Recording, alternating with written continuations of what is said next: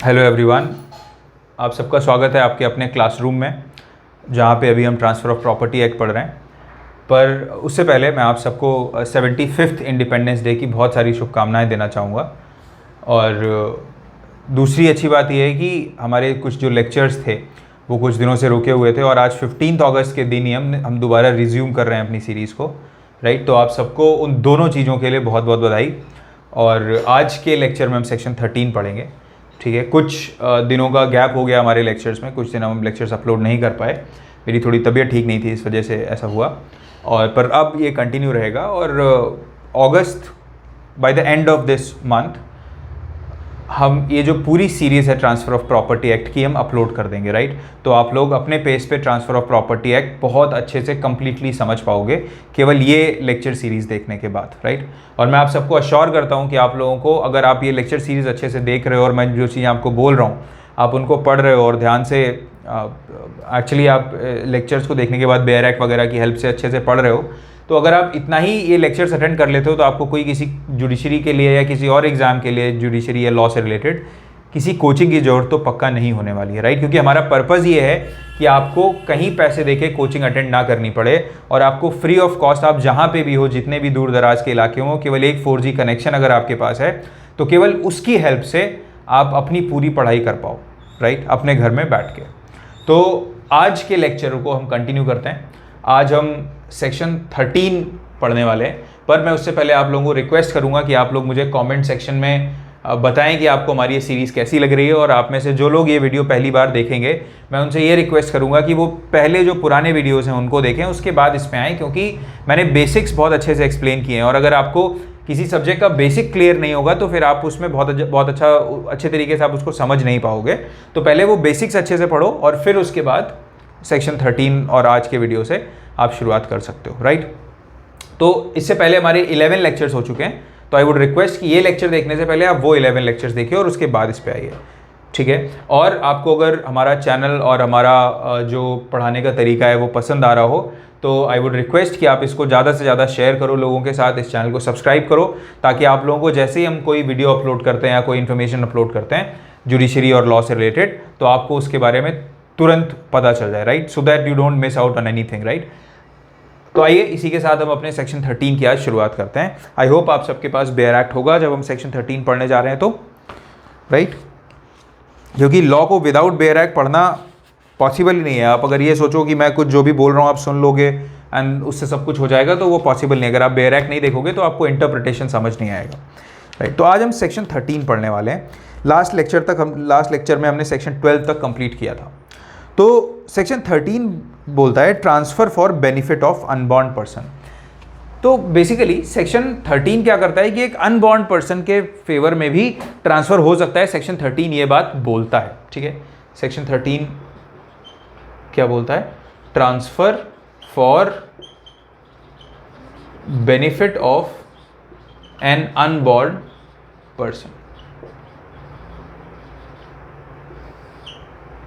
But अब आप लोगों के दिमाग में ये क्वेश्चन आना चाहिए कि जो ट्रांसफर ऑफ प्रॉपर्टी एक्ट है वो अप्लाई किस पे होता है? उन ट्रांसफर्स पे जो इंटर विवोज ट्रांसफर होता है। कौन से ट्रांसफर्स? विच मीन्स जो ट्रांसफर्स होते हैं बिटवीन लिविंग पर्संस, राइट। हमने ट्रांसफर प्रॉपर्टी एक्ट की जब शुरुआत की थी तभी हमने ये समझा था कि जो ट्रांसफ़र ऑफ प्रॉपर्टी एक्ट है वो इंटर विवोज ट्रांसफर्स पे अप्लाई होता है। मतलब उन ट्रांसफर्स पे जो ट्रांसफर्स लिविंग पर्सन्स के बीच में होते हैं, ठीक है।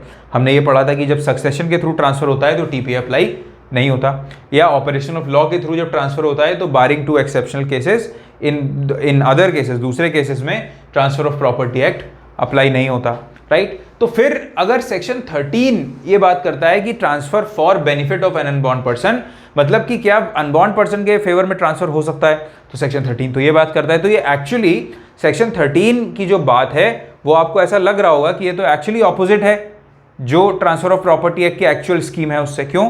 क्योंकि ट्रांसफ़र ऑफ प्रॉपर्टी एक्ट में हमने जब सेक्शन 5 पढ़ा था तो सेक्शन 5 क्या बोलता है? Transfer between living persons, right. तो ये जो इंटर विवोज वाला कंसेप्ट है इसको सेक्शन 5 एक्सप्रेसली डील करता है। सेक्शन 5 क्या बोलता है कि एक प्रॉपर्टी को, राइट, एक लिविंग पर्सन दूसरे लिविंग पर्सन्स को और या फिर वो खुद को ट्रांसफर कर सकता है, ऐसी बात सेक्शन 5 करता है। तो सेक्शन 5 अगर लिविंग पर्सन्स की बात करता है तो फिर section 13 transfer of benefit of an unborn person कैसे कर सकता है, राइट? तो देखो, क्योंकि सेक्शन 5 ये बोलता है कि जो ट्रांसफर है वो क्या हो सकता है, from one living person to another living person और to himself,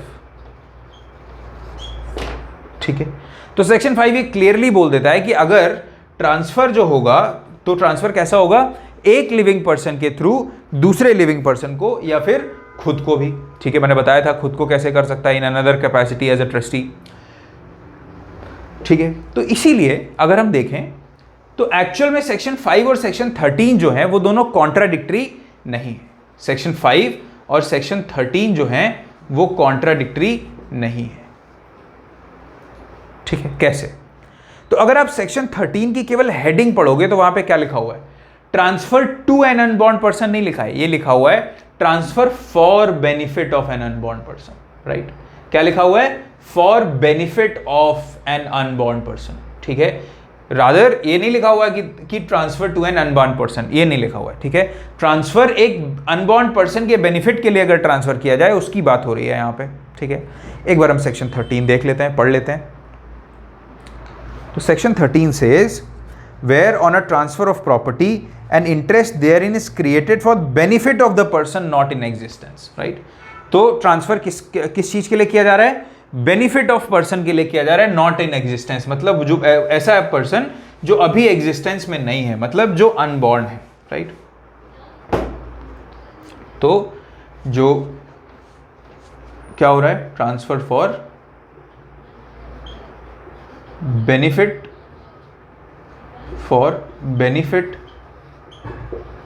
of a person not in existence, ठीक, नॉट इन एग्जिस्टेंस। तो मतलब क्या हो रहा है, ट्रांसफर हो रहा है बेनिफिट ऑफ पर्सन के लिए जो एग्जिस्टेंस में वो इंसान नहीं है, मतलब कौन सा इंसान ऐसा जो अनबॉर्न पर्सन है, ठीक है। तो यहां पे मैं फिर से एम्फेसाइज कर रहा हूं इस बात की कि यहां पे transfer to an unborn person नहीं लिखा, क्योंकि ट्रांसफर ऑफ प्रॉपर्टी एक्ट जो है वो केवल इंटर विवोज लिविंग पर्सन के बीच ट्रांसफर्स पे अप्लाई होता है, इसलिए यहां पे इन्होंने क्या लिखा हुआ है, transfer for benefit of a person not in existence, ठीक है। तो एक चीज तो ये हो गई सेक्शन 5 में। फिर subject to a prior interest, okay. तो अभी हम देखेंगे कि भाई इस प्रायर इंटरेस्ट का क्या मतलब है, subject to a prior interest then created by the same transfer the interest created for the benefit of such person shall not take effect unless it extends to the whole of the remaining interest, right?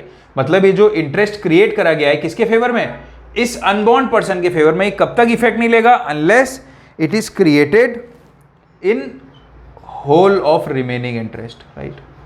अभी हम one by one इनको बहुत ही detail में समझेंगे। Whole of remaining interest, ठीक है, of the transferor in the property. किसका remaining interest, जो ट्रांसफरर है उसका जब पूरा इंटरेस्ट जब तक ट्रांसफर नहीं किया जाता तब तक ये सेक्शन 13 जो है वो ऑपरेशनल नहीं होगा, ठीक है। तो हम देख लेते हैं वन बाय वन, हम इन सब चीजों को समझते हैं। पहला क्या बोल रहा है, transfer for benefit of a person not in existence, ठीक है। तो मतलब यहां पे, और दूसरा क्या बोल रहा है, प्रायर इंटरेस्ट। तो अगर हम इन दोनों को एक साथ क्लब करके समझें तो हमें यह समझ आएगा कि जो अनबॉर्न पर्सन है उसके फेवर में डायरेक्टली ट्रांसफर नहीं किया जा सकता। फॉर एग्जाम्पल ये इस तरह से नहीं हो सकता कि A sells his property to B, और ये बी क्या है, अनबॉर्न। ए ने अपनी प्रॉपर्टी बी को बेच दी, और बी क्या है, बी अभी पैदा ही नहीं हुआ है, बी अनबॉर्न है, ठीक है। ये चीज नहीं हो सकती। This is not what is actually contemplated by section 13, ठीक है। ये चीज सेक्शन 13 नहीं बोलता है कि एक इंसान जो है, जो एक लिविंग पर्सन है, वो किसी अनबॉर्न पर्सन के फेवर में ट्रांसफर कर सके। ठीक है, डायरेक्टली ट्रांसफर नहीं हो सकता। तो हम अब देखते हैं इसको।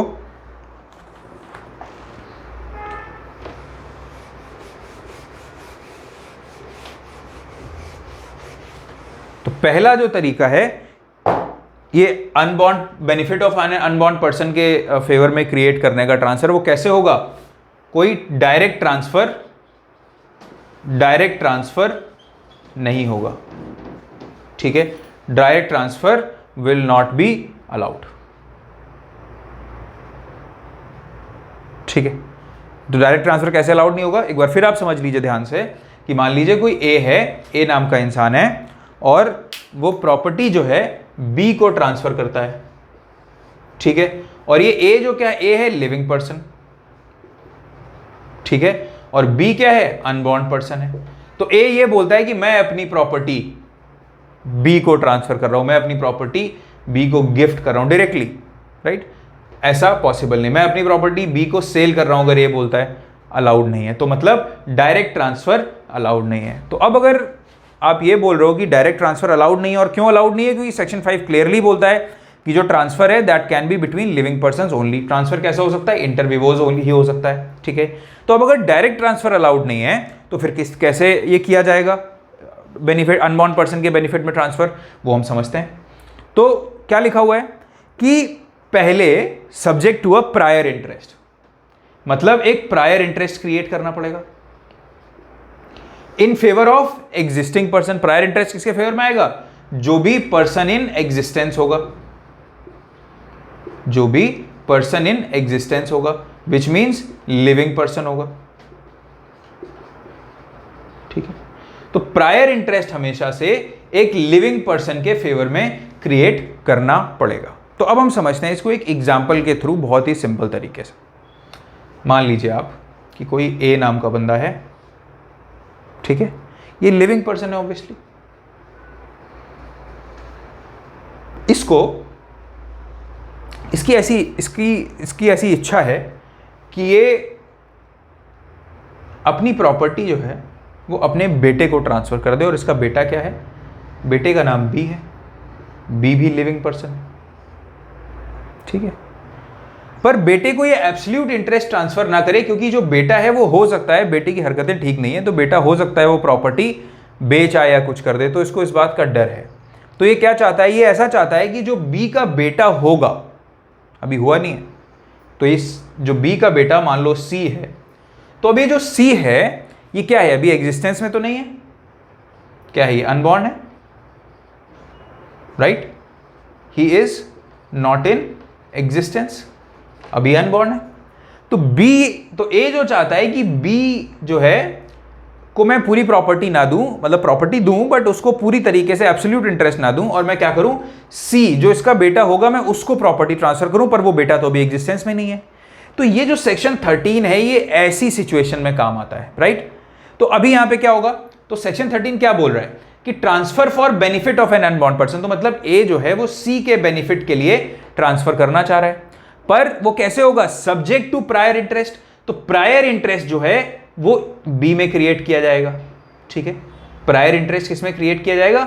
बी में। प्रायर इंटरेस्ट हमेशा लिविंग पर्सन में क्रिएट किया जाएगा। तो प्रायर इंटरेस्ट का मतलब क्या है? प्रायर इंटरेस्ट का मतलब यह है कि ए ने बी को प्रॉपर्टी ट्रांसफर की और यह बोला कि जब तक तुम जिंदा हो, कि जब तक बी इज अलाइव, मतलब बी में क्या किया?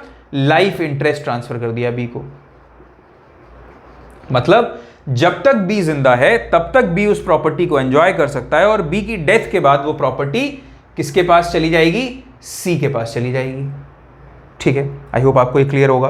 तो यहां पे क्या है? प्रायर इंटरेस्ट बी में क्रिएट किया, और प्रायर इंटरेस्ट क्रिएट करने के बाद क्या हुआ कि इसमें प्रायर इंटरेस्ट क्रिएट किया, और जिस दिन सी की क्या होगी?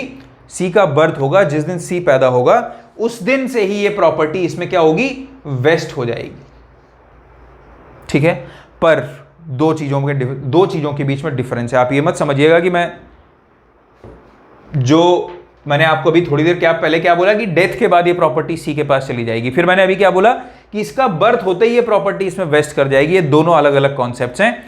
ठीक है, मैं अब आपको समझाता हूं। इसी एग्जाम्पल के थ्रू समझते हैं।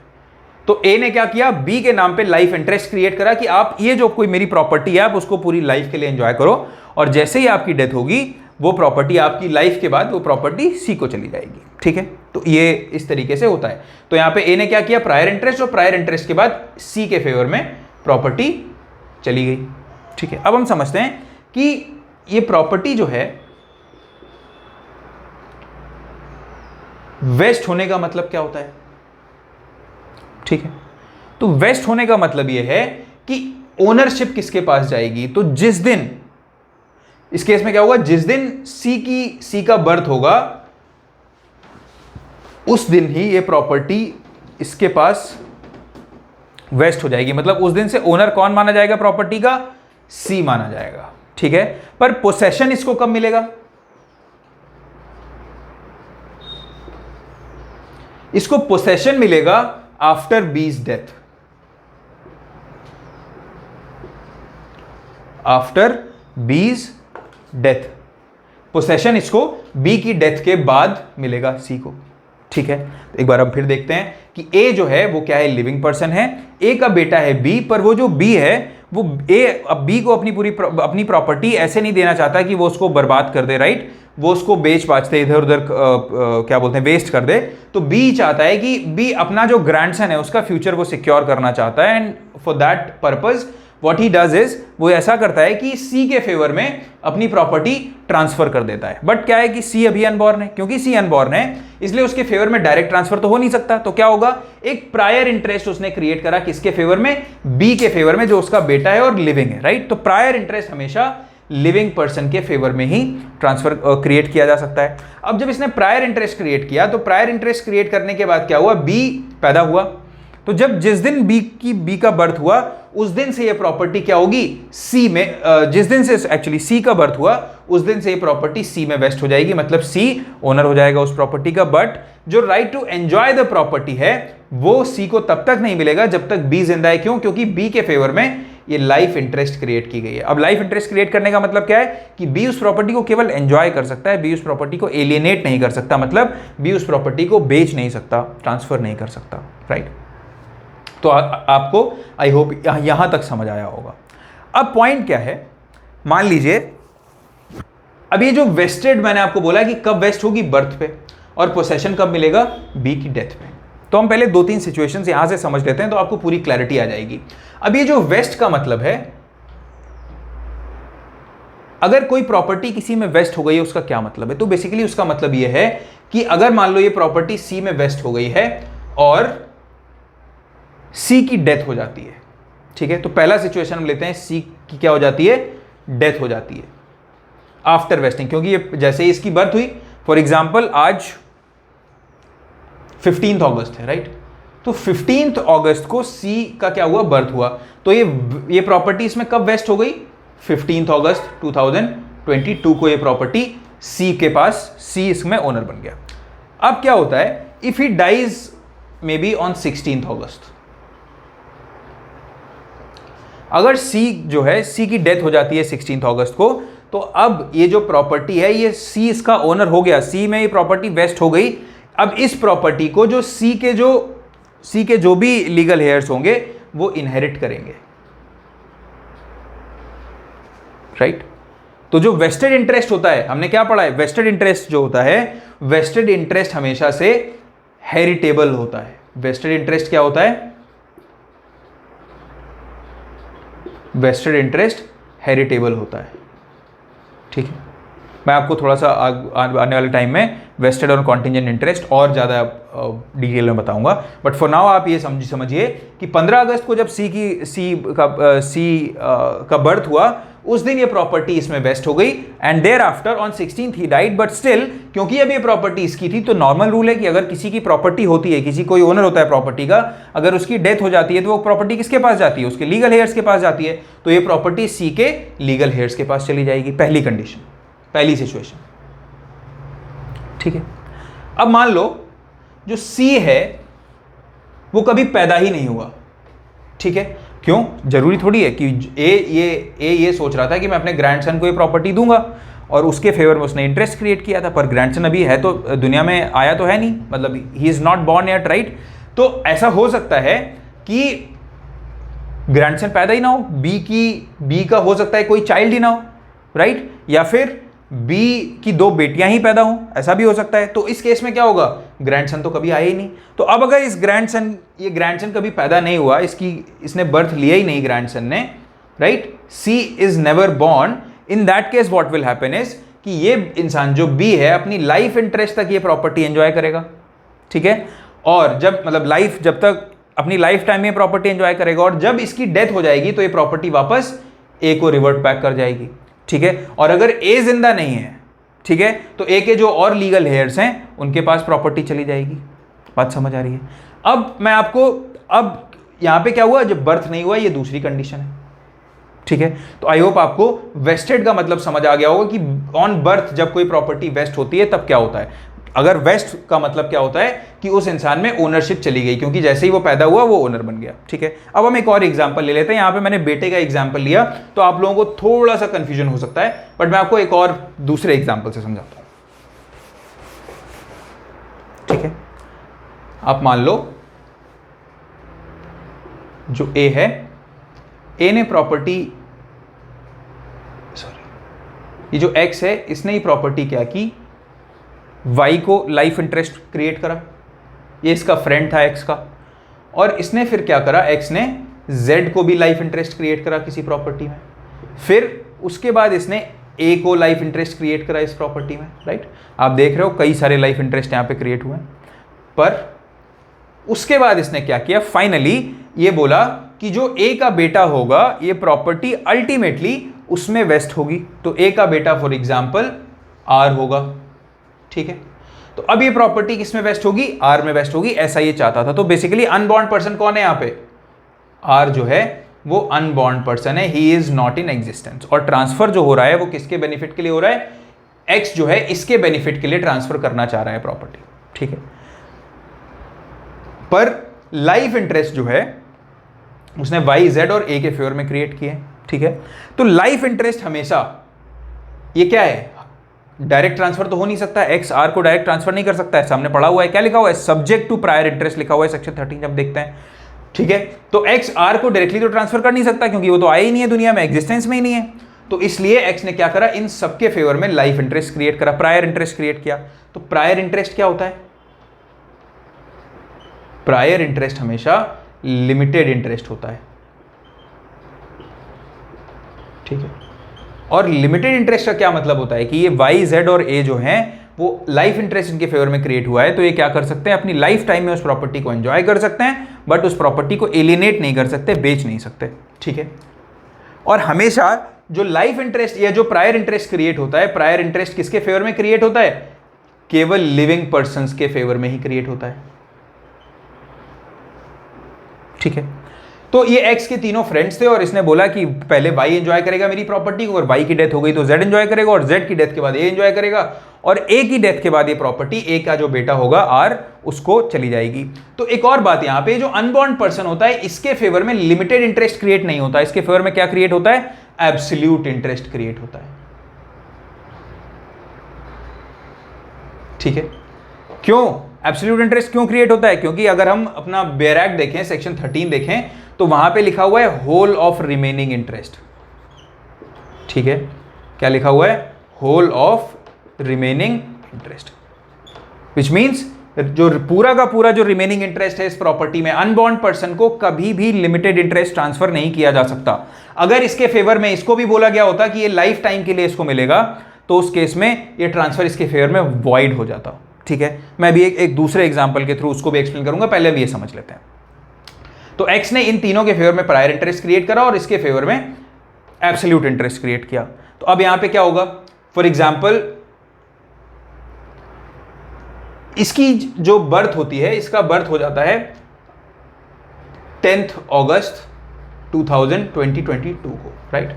आर इज बॉर्न, पहली कंडीशन हम क्या देख लेते हैं कि आर जो है, आर का कब बर्थ होता है, आर इज बॉर्न ऑन 10 अगस्त 2022, ठीक है। तो अब ये जो प्रॉपर्टी है, जो प्रॉपर्टी एक्स ट्रांसफर करना चाह रहा है आर को, आर के बेनिफिट के लिए, तो किस दिन ट्रांसफर हो जाएगी ये प्रॉपर्टी? 10 अगस्त 2022 को, जिस दिन इसका बर्थ हुआ उस दिन ये प्रॉपर्टी इसमें क्या कर जाएगी? वेस्ट कर जाएगी। मतलब उस दिन से उस प्रॉपर्टी की ओनरशिप किस में चली जाएगी? एब्सोल्यूट ओनरशिप, कंप्लीट ओनरशिप किस में चली जाएगी? आर में चली जाएगी। ठीक है, पर इसका पोसेशन इसको कब मिलेगा? इसका जो पोसेशन मिलेगा इस प्रॉपर्टी का, वो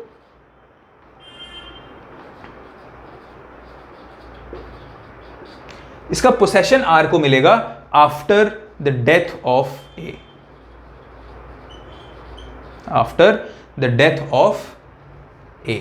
मतलब जब ये ए में क्यों बोल रहा हूं? क्योंकि ये लास्ट पर्सन है, और फॉर एग्जांपल ए पहले मर गया, राइट, और वाई जेड जिंदा है, तो जब इन तीनों की एक्चुअली में डेथ हो जाएगी, जब लाइफ इंटरेस्ट कंज्यूम, जिनके फेवर में लाइफ इंटरेस्ट क्रिएट किया गया है, तो जब इन तीनों की डेथ हो जाएगी उसके बाद ही आर को इसका पोसेशन मिलेगा। क्यों? क्योंकि इन तीनों के फेवर में लाइफ इंटरेस्ट क्रिएट किया गया था प्रॉपर्टी का, विच मींस ये तीनों इस प्रॉपर्टी को एंजॉय कर सकते थे फॉर देयर लाइफ। तो मतलब जो कॉन्टेम्पलेट किया था एक्स ने वो ये था कि वाई पूरी लाइफ एंजॉय करेगा, वाई के बाद अगर जेड जिंदा बचता है वाई की डेथ के बाद तो जेड करेगा, और अगर इसकी जेड डेथ के बाद ये जिंदा बचता है तो ये करेगा।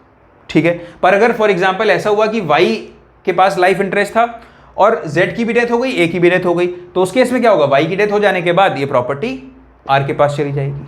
ठीक है, तो इसका मतलब हम क्या देखेंगे यहां पे कि जब इन तीनों की डेथ हो जाएगी जिनके फेवर में लाइफ इंटरेस्ट क्रिएट किया है, उसके बाद ही इसको पोसेशन मिलेगा। पर ओनरशिप कब ट्रांसफर हो जाएगी? ऑन हिज बर्थ, अगर इसकी बर्थ हुई तो।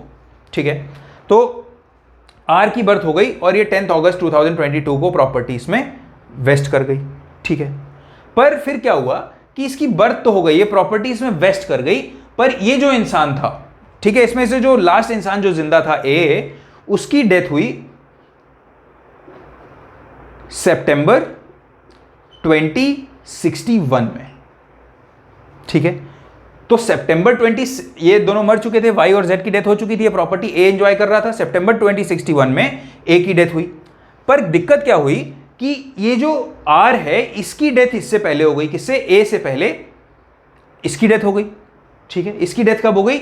इसकी डेथ फॉर एग्जांपल हो गई नवंबर 2058 में। ठीक है, तो जो आर था, आर में प्रॉपर्टी तो वेस्ट हो गई थी 2022 में ही जब ये पैदा हुआ था, राइट। अभी at the age of 36 he died in 2058, right. पर इसको पोसेशन नहीं मिला था। क्यों? क्योंकि पोसेशन इसलिए नहीं मिला था क्योंकि जो लाइफ इंटरेस्ट जो था जिसके फेवर में क्रिएट किया गया था, अभी वो इंसान जिंदा था और उसकी डेथ के बाद ही पोसेशन मिलना था। तो एक्चुअल में इसको पोसेशन कब मिलता? सितंबर 2061 में जब इसकी डेथ हो गई तो इस इंसान की डेथ के बाद इसको पोसेशन मिलता, बट ये पहले ही मर गया। अब जब इसकी पहले ही डेथ हो गई तब क्या होगा इस प्रॉपर्टी का? तो क्या ये, अगर आर की डेथ हो गई है तो क्या ये प्रॉपर्टी जो इसके फेवर में आनी थी क्या वापस एक्स के लीगल हेयर्स को जाएगी? नहीं जाएगी। क्यों नहीं जाएगी? क्यों? क्योंकि मैंने अभी आपको थोड़ी देर पहले बताया कि वेस्टेड इंटरेस्ट क्या होता है? वेस्टेड इंटरेस्ट हेरिटेबल होता है, राइट। तो जिस दिन इसका बर्थ हुआ आर का, उस दिन आर ओनर बन गया इस प्रॉपर्टी का। और अगर अगले दिन भी, जैसे मैंने आपको लास्ट एग्जांपल में बताया कि एक इंसान 15 अगस्त को पैदा हुआ और 16 को उसकी डेथ हो गई, पर वो जो प्रॉपर्टी है उसमें वेस्ट कर चुकी थी the moment he was born. और जब उसकी डेथ हो गई तो जब किसी इंसान की डेथ हो जाती है तो उसकी प्रॉपर्टी उसके लीगल हेयर्स को जाती है। तो भले ही इस इंसान को, कौन, ये जो आर है, इसको पोसेशन नहीं मिला था प्रॉपर्टी का और पोसेशन लेने से पहले इसकी डेथ हो गई, बट स्टिल इसकी जो, अब ये जो प्रॉपर्टी एक्स इसके फेवर में इसने जो दी थी, अब ये प्रॉपर्टी किसको जाएगी? आर के लीगल हेयर्स को जाएगी, राइट। तो वो लोग क्या करेंगे? इनहेरिट करेंगे आर की प्रॉपर्टी को। आई होप आपको ये पॉइंट समझ आया होगा। अब हम दूसरी कंडीशन देख लेते हैं, ठीक है, कि आर जो है, R is never born, R का बर्थ ही नहीं हुआ, ठीक है, आर इज नेवर बॉर्न। तब क्या होगा? सिंपल सी बात है, लाइफ इंटरेस्ट जब तक इनके फेवर में है, ये लोग जिंदा हैं तीनों, इनके फेवर में ये एंजॉय करेंगे उस प्रॉपर्टी को। और उसके बाद because R is not born, तो फॉर एग्जाम्पल लास्ट जो इंसान जिसकी डेथ हुई वो ए है, तो जब इन तीनों में से आखिरी इंसान की जब डेथ हो जाएगी तो वो प्रॉपर्टी क्या करेगी? वापस एक्स के पास चली जाएगी अगर एक्स जिंदा है, और अगर एक्स जिंदा नहीं है तो एक्स के लीगल हेयर्स के पास चली जाएगी। क्यों? क्योंकि इसने क्या सोचा था कि जब ए का बेटा पैदा होगा तो ये प्रॉपर्टी उसके बेनिफिट के लिए मैं दे रहा हूं, बट उसका बर्थ हुआ नहीं, राइट। तो ये प्रॉपर्टी जब ये लोग एंजॉय कर लेंगे, लाइफ इंटरेस्ट इनका खत्म हो जाएगा, इनकी डेथ हो जाएगी, तो ये प्रॉपर्टी वापस एक्स या फिर उसके लीगल हेयर्स के पास आ जाएगी, राइट। तो ये प्रॉपर्टी वापस एक्स के लीगल हेयर्स के पास चली जाएगी। अब हम देखते हैं, ये एग्जाम्पल हमें देखने पे कुछ चीजें समझ आई, राइट। उसमें से पहली चीज क्या है कि जो लाइफ इंटरेस्ट है वो हमेशा किसके फेवर में आएगा, लिविंग पर्सन, मतलब जो प्रायर इंटरेस्ट जो क्रिएट करने की बात है वो हमेशा लिविंग पर्सन के फेवर में ही क्रिएट किया जा सकता है, उसके अलावा, ठीक है। तो प्रायर इंटरेस्ट किसके फेवर में, लिविंग पर्सन के फेवर में, ठीक है। उसके अलावा direct transfer to unborn not allowed, वो अलाउड नहीं है। कैसे होगा, सब्जेक्ट टू प्रायर इंटरेस्ट होगा। उसके अलावा जो प्रायर इंटरेस्ट हैं वो केवल एक लिविंग पर्सन नहीं, any number of prior interest can be created, right. Any number of prior interest can be created, क्योंकि हमने दो एग्जाम्पल लिए। पहले एग्जाम्पल में केवल एक ही लाइफ इंटरेस्ट क्रिएट किया गया था और दूसरे एग्जाम्पल में 3 लोगों के फेवर में प्रायर इंटरेस्ट क्रिएट किया गया, राइट। तो इसका मतलब क्या है, प्रायर इंटरेस्ट कितने भी लोगों के फेवर में क्रिएट किया जा सकता है, ठीक है। अब ये जो सेक्शन 13 है उसके पीछे का जो पर्पस है, ठीक है, वो हम देखेंगे। इसके बाद एक और चीज जो मैंने आपको यहां पे बताना चाहूंगा कि अब जो अनबॉर्न पर्सन है उसके फेवर में क्या होगा, एब्सोल्यूट इंटरेस्ट ही ट्रांसफर होगा,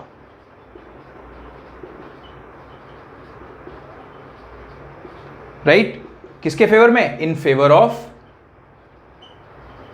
अनबॉर्न पर्सन के फेवर में क्या होगा, केवल एब्सोल्यूट इंटरेस्ट ही ट्रांसफर होगा। मतलब वो प्रॉपर्टी पूरी की पूरी उसकी होनी चाहिए। अगर आप ये बोल रहे हो कि अनबॉर्न पर्सन जो है उसके बाद, जब अभी वो जो अनबॉर्न पर्सन पैदा नहीं हुआ है वो उसको एंजॉय करेगा और उसके बाद कोई और एंजॉय करेगा, तो यहाँ पे क्या हुआ, आपने अनबॉर्न पर्सन के फेवर में भी लिमिटेड इंटरेस्ट क्रिएट कर दिया विच इज नॉट अलाउड, और ये ट्रांसफर को वॉइड डिक्लेयर कर देगा। अभी हम इसको भी एक एग्जाम्पल के थ्रू समझेंगे।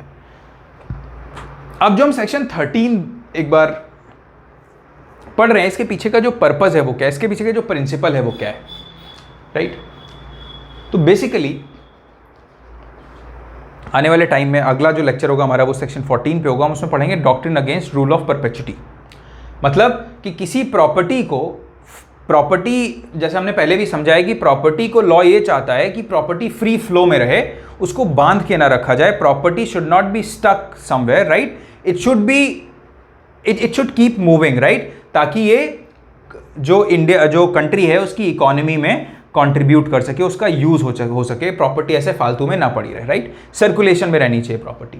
तो उसी के लिए रूल अगेंस्ट परपेचुटी है जो हम अगले लेक्चर में पढ़ेंगे। पर उससे पहले सेक्शन 13 जो है वो क्या कह रहा है, सेक्शन 13 ये बोल रहा है कि आप अनबॉर्न पर्सन के फेवर में क्रिएट तो कर सकते हो, पर उससे पहले आपको प्रायर इंटरेस्ट क्रिएट करना पड़ेगा। और प्रायर इंटरेस्ट भी आप किसके फेवर में क्रिएट करोगे, केवल लिविंग पर्संस के, ठीक है।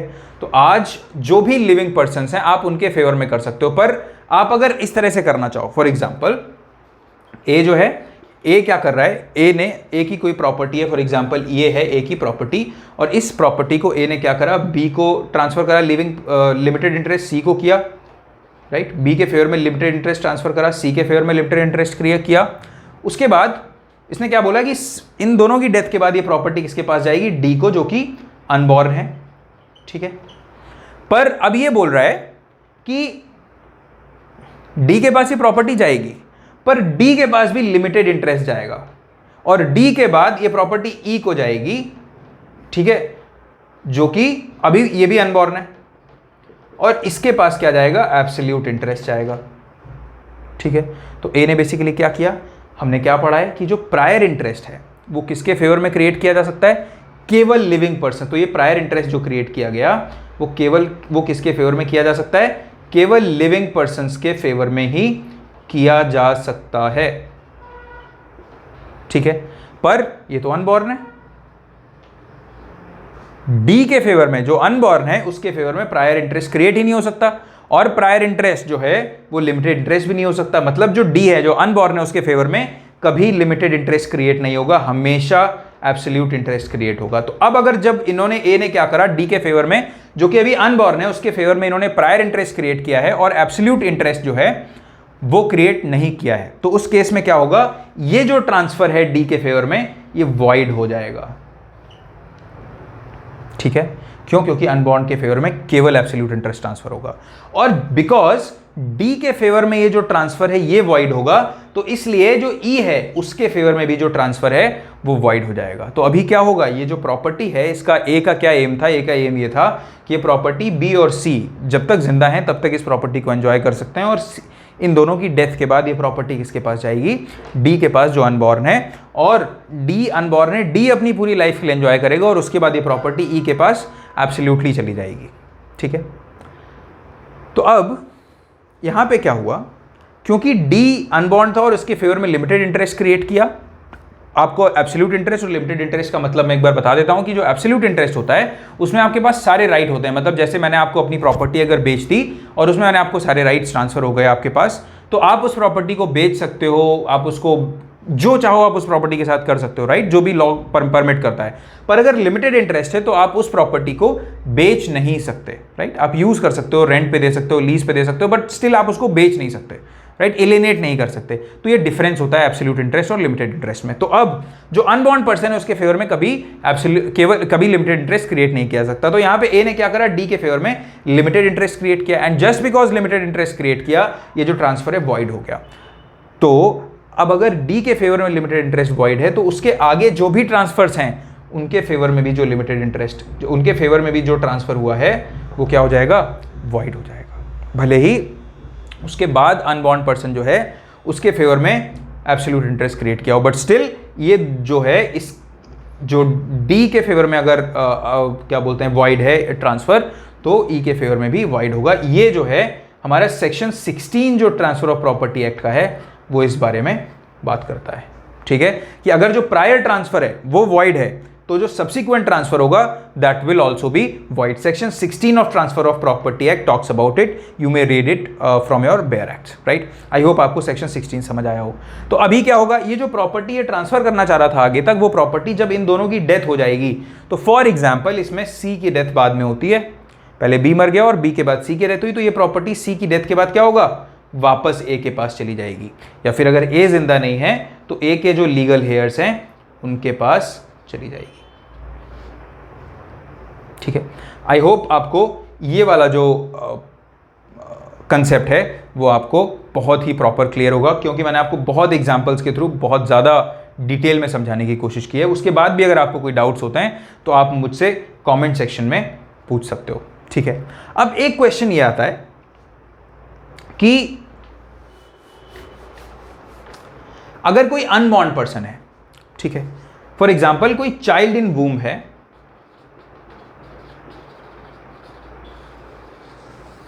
ठीक है, कोई चाइल्ड इन वूम है अगर, तो उसको क्या हम अनबॉर्न मानेंगे या फिर हम उसको पर्सन इन एग्जिस्टेंस मानेंगे? जो चाइल्ड इन वूम है उसको हम अनबॉर्न मानेंगे या फिर क्या मानेंगे, पर्सन इन एग्जिस्टेंस मानेंगे? तो बेसिकली इंग्लिश लॉ में भी और हिंदू लॉ में भी इन जो चाइल्ड इन वूम है उसको पर्सन इन एग्जिस्टेंस माना गया है। ठीक है, इसका क्या मतलब है कि जो चाइल्ड इन वूम है उसके फेवर में लाइफ इंटरेस्ट या प्रायर इंटरेस्ट जो है वो क्रिएट किया जा सकता है। ठीक है, तो हम एक और एग्जांपल देख लेते हैं। ए जो है क्या करता है, बी जो कि अभी क्या है, चाइल्ड इन, बी क्या है, वो लिविंग पर्सन है, नॉर्मल लिविंग पर्सन है। ठीक है, इसके फेवर में एक प्रायर इंटरेस्ट क्रिएट किया। फिर उसके बाद सी जो चाइल्ड इन वूम है, ठीक है, ये क्या है, ये कंसीव हो चुका है, तो इसको भी क्या माना जाएगा, लिविंग पर्सन माना जाएगा, एग्जिस्टेंस माना जाएगा, पर्सन इन एग्जिस्टेंस। और इन दोनों के फेवर में प्रायर इंटरेस्ट क्रिएट किया जा सकता है। ठीक है, क्यों? क्योंकि हमने पढ़ा प्रायर इंटरेस्ट हमेशा लिविंग पर्सन के फेवर में होगा, तो इसको भी जो चाइल्ड इन वूम है इसको भी हम लिविंग पर्सन मानेंगे और इसके फेवर में भी प्रायर इंटरेस्ट क्रिएट किया जा सकता है। उसके बाद हो सकता है कि कोई डी है जो भी अनबॉर्न है उसके फेवर में क्या होगा, एब्सोल्यूट इंटरेस्ट क्रिएट किया जाएगा। आई होप आपको ये पूरा कंसेप्ट सेक्शन 13 का समझ आया होगा। ये जो सेक्शन 13 है एग्जाम के पर्सपेक्टिव से भी काफ़ी इंपॉर्टेंट है और एग्जाम में इससे रिलेटेड क्वेश्चन काफ़ी पूछे जाते हैं, राइट। तो सेक्शन 13 में अगर हम देखें तो सेक्शन 13 का जो इलस्ट्रेशन है एक बार हम उसको समझ लेते हैं तो आपको सेक्शन 13 पे कंप्लीट क्लोजर मिल जाएगा, ठीक है। सेक्शन 13 का इलस्ट्रेशन बात कर रहा है कि A transfers property of which he is the owner to B in trust for A. A जो है प्रॉपर्टी ट्रांसफर करता है किसको, बी को, ठीक है। किस कैपेसिटी में कि बी एज अ ट्रस्टी है, ठीक है। And his intended wife successively for their lives. तो बेसिकली बी ने क्या करा, ए ने क्या किया, बी को ट्रस्टी बना दिया और इंटरेस्ट क्रिएट करा, लाइफ इंटरेस्ट क्रिएट करा किसके फेवर में, खुद ए के फेवर में और बी के फेवर में। तो ए ने क्या किया हम यहां पे देख लेते हैं। ए ने क्या करा, बी को ट्रस्टी बनाया अपनी प्रॉपर्टी का और क्या करा, ये बोला कि आप ट्रस्टी किसके लिए बनो, मेरे लिए, मतलब ए के लिए ट्रस्टी बनो और उसकी वाइफ के लिए। तो लाइफ इंटरेस्ट ए ने क्या करा, बेसिकली ए ने ए के लिए और उसकी वाइफ को हम मान लेते हैं, वाइफ ए की वाइफ फॉर एग्जांपल हम सी मान लेते हैं, तो सी के लिए इन दोनों के फेवर में क्या किया, लाइफ इंटरेस्ट क्रिएट कर दिया, ठीक है। फिर क्या किया, and after the death of the survivor for the eldest son of the intended marriage for life, मतलब और इन दोनों की डेथ के बाद इनके सन के फेवर में लाइफ इंटरेस्ट क्रिएट करा, ठीक है। And after his death for as second son, और अगर इसकी भी डेथ हो गई तो इसके बाद किसको, जो ए का मान लो सेकेंड सन होगा, तो सन ये 1 है और इसको हम कर लेते हैं S2, सन 2 के फेवर में क्या करा, एब्सोल्यूट इंटरेस्ट क्रिएट कर दिया, ठीक है। इसके फेवर में क्या किया, एब्सोल्यूट इंटरेस्ट क्रिएट कर दिया। सिंपल सा है, हमने भी लास्ट एग्जाम्पल यही देखा था कि अब यहां पे जो ए और सी हैं तो बेसिकली ये क्या है, लिविंग पर्सन्स हैं। तो क्योंकि ये लिविंग पर्सन्स हैं इनके फेवर में क्या हो सकता है, प्रायर इंटरेस्ट क्रिएट किया जा सकता है। बट ये जो ए है, बट ये जो सन 1 है, एल्डेस्ट सन है, वो क्या है, intended marriage for life and after his death for a second सन, मतलब अब ये सन जो है इसकी डेथ, ये अभी बॉर्न हुआ नहीं है, तो ये सन क्या है, he is not in existence, he is unborn yet, ठीक है, he is not yet born. तो इसके फेवर में इन्होंने क्या करा, लिमिटेड इंटरेस्ट क्रिएट करा।